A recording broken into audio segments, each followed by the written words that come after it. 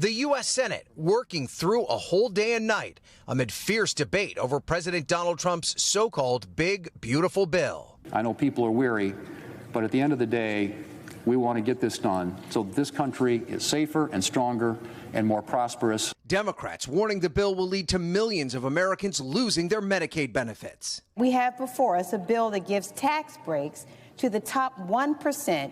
Do you want community hospitals or another giant mansion for a billionaire? Republicans argue their overhaul of Medicaid will keep the system solvent. They also point to the bill's other provisions, like extending the Trump tax cuts and billions of dollars in funding for border enforcement and Trump's mass deportation plan. It's the best product that you can produce with the votes you can get. Not every Republican has been so easily convinced. And over the marathon Vote-a-Rama process, the GOP has been making last-minute tweaks to the bill to win over skeptical senators. The president and the White House pushing hard for the legislation.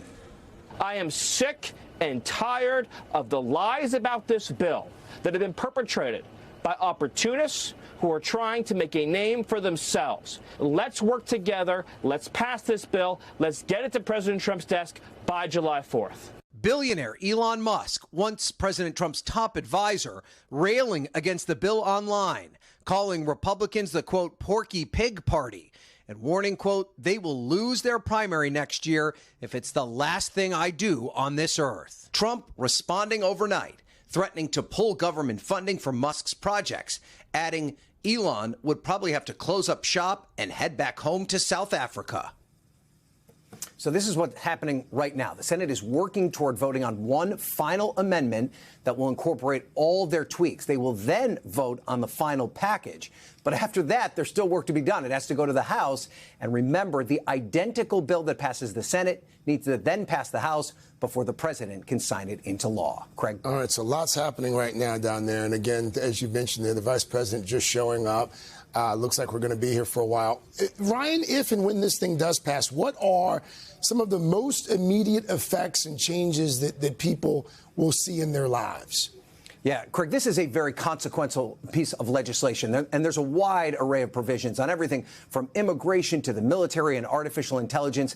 But here are some of the main aspects of the bill that will have an impact on folks' wallets. For instance, tips and overtime pay would then be exempt from federal income tax. Taxpayers also would be able to deduct up to $40,000 per year for 5 years of their local taxes from their federal taxes. That's up from the current cap of $10,000. Now, that's going to benefit higher income households and high state taxes like in New York, New Jersey, and California. The 2017 tax cuts, they'd be extended and made permanent. If they were to sunset, that would mean a tax increase for most Americans.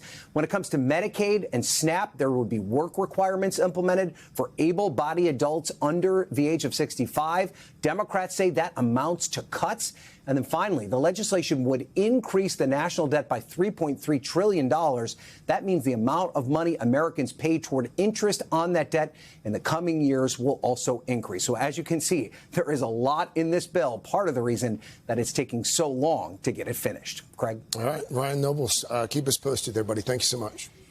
Hey, thanks for watching. And don't forget, you can catch the Today Show every morning on NBC or take Today when you're on the go. Just follow the Today podcast on Apple Podcasts, Spotify, or wherever you listen.